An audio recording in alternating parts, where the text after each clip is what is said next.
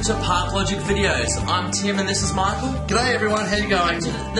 Today's topic or title of the video is short versus long-term gains and how this fits into the domain industry. So Michael, what can you tell us about the idea of short versus long-term rewards in the domain industry?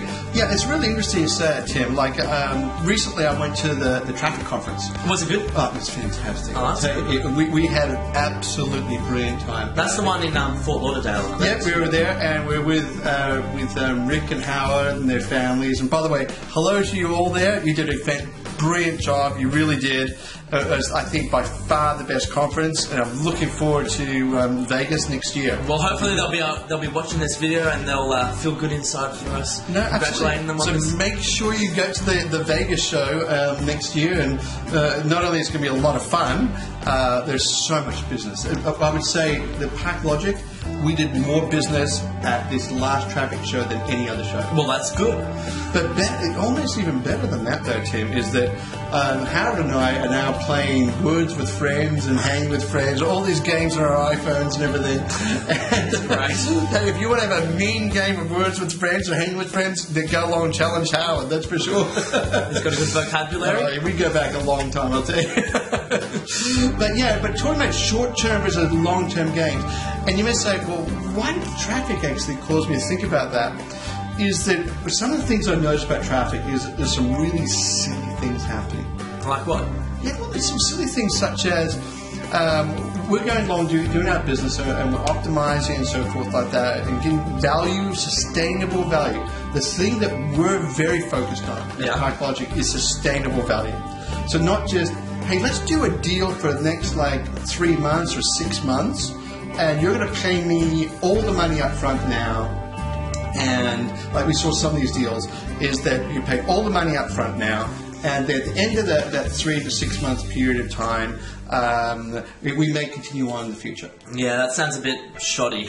Well, here's the issue. But more than that, they would say, we'll pay you 120% of revenue. So if you're getting $100 now, we'll give you, but we've sold some of these deals being done, we'll give you like $120. Yeah. A day revenue rather than $100 worth of revenue a day. And we'll pay it all up front now for the next 6 months. Okay, now, so... Look, I've been in business for 30 odd years in my life. And Tim, there's no such thing as a free lunch. The other guy has to make money. Yeah. So let's imagine you're sitting there going, okay, so that person's going to pay 120% of what I know I'm on a really high pay rate already. Then you've got to ask yourself, how are they making money? Okay. That's the question I always say. Like, I always sit down... So you almost spend as much time working out how you're going to make money as well as work out, well, how are they making money? Yeah, absolutely. Yeah, like, I always believe, like, I go into a negotiation with someone, I say, and I'm very upfront, I say, you need to make money.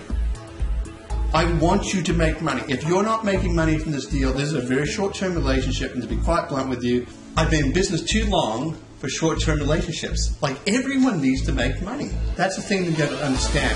So if someone's offering you too good a deal to be true, it probably is too good. So the question I then ask is this: how are they making money? Because someone's not going to do a deal where they're losing money, because this doesn't make sense, does it? No. Yeah, like, it's sort of like, hey, Tim, this piece of paper I just got here cost me $5. I want to sell it to you for I'll sell it to you for $3. How often can I sell you this piece of paper? No, I don't want a piece of paper.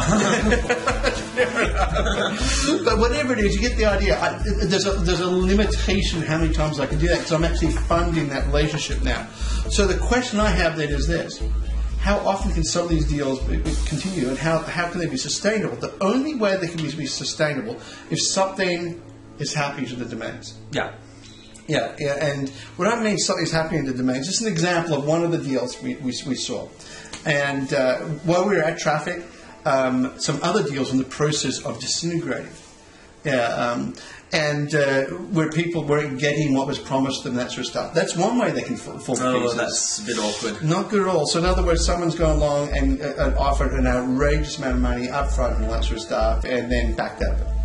And this is after... That must be very frustrating. Yeah, it's very frustrating for all parties. Yeah.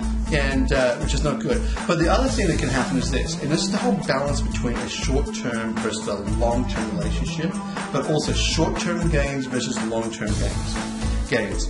Is that the person you're asking to manage your domains, they have a huge amount of control over your assets now. So they're now monetizing your domains and all that sort of stuff. Let's imagine I was a not so very nice person. Yeah. And I thought, I know what I'm going to do. I'm going to take a short-term mentality because I've offered this ridiculous deal and I need to get some money. So I'm going to drop a whole lot of arbitrage across the top of the domains. Okay. So I'm going to buy, in the last month or something, buy a whole lot of just junk traffic. I won't tell the client about it. And I'm just going to take that whole lot of traffic, that revenue, and pop it in my own pocket. And you say to the client, look, here's your domains back at the end. Then the client goes along, gets their domains, puts them, say, with another company, and discover they've all been blocked to Google. Oh, that's tough. See, what you're risking is toasting your asset for the sake of a short-term gain. It's kind of like having someone be a taxi driver with your car and then finding out later that the transmission's spoiled or something like that. Because he damaged the engine. Yeah, correct. Well, what they did was they put in some really substandard fuel. Yeah. They put substandard fuel in order to go and yeah, that's a better method. Yeah, so it's cheaper. It's cheaper fuel, yeah? And they think, oh boy, but they're still getting paid the premium amount or something. So the thing to think about is this. If the deal is too good, it probably is, and what are you actually risking? Are you risking your assets? So the thing I always look at is this. I look at a number of things. Before I move my assets anywhere, I think, okay, have they been around for a while? Number one. Number two, who are the people behind the company? What is the reputations of them? Like, I might hand over the family jewels and have them essentially play with them. And this is where, once again, I was push ParkLogic, because this is a ParkLogic video. We've been around for decades. Both the founders, myself and also David Gibbs, highly respected in the industry and also in the business community. Yeah. And speaking at different conferences, I think I've been to every traffic. I think it's 17 traffics I've been to. So I've seen you across the ocean 17 times. Oh my gosh! But yeah, have you worked out how much total flight time you would have racked up over going to the US all those times? It's crazy. But I think the thing to look at though, is think about is this: look at the company and say, I'm not saying all the new ones are bad. Yeah. I'm saying be very careful. Be really, really careful. They're your assets. They're your assets. And you know what? They can get burnt, and they can get burnt once. You've got to get people, as we talked about in one of the previous videos, matching advertisers to the keywords more accurately. You're getting better results to the advertisers and better results to the users. If you're doing that, Google and Yahoo will like you. If you're doing all these funny business and possibly putting arbitrage on top or doing some other weird and wonderful techniques, let me tell you, they're not going to like you. And it may end up getting your domains completely toasted and blocked with those different companies. You've got to be careful. And I say this over and over and over again. Be careful with your assets.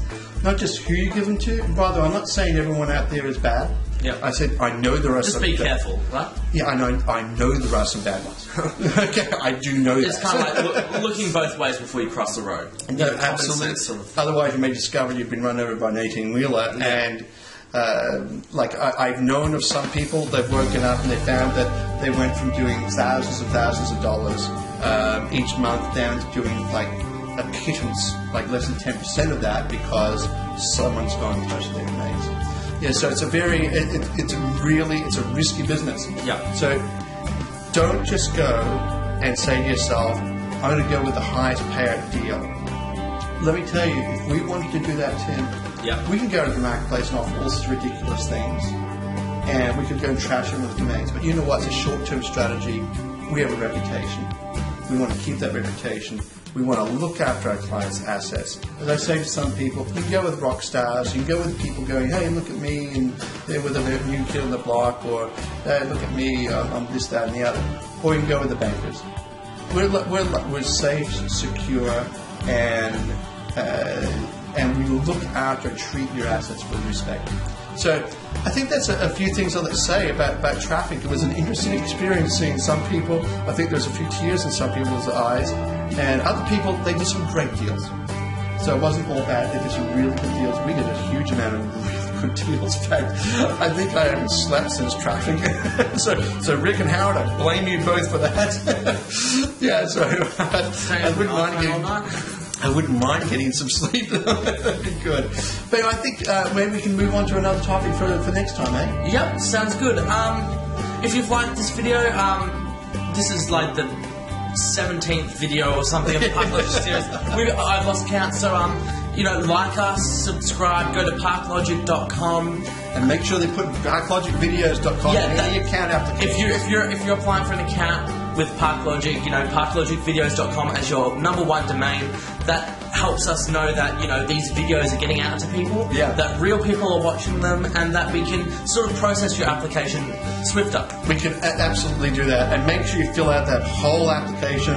And all the details are correct, as accurate as possible, so we can have a great conversation because we'd love to do business with you. Yeah, the faster you, the more complete that you make the application, the more it is. The more chance is that we're going to be able to do business together. Do business together. Exactly. So we'll see you next time. See you next time, everyone. Bye. Okay, see you later.